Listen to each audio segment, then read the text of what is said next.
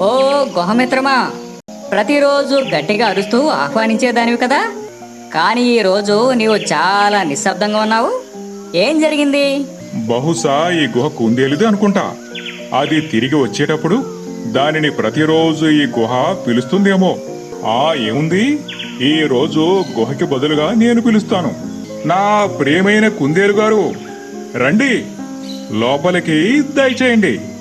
రండి రండి రండి, దయచేయండి. తమరి రాక మాకెంతో సంతోషం సుమండి.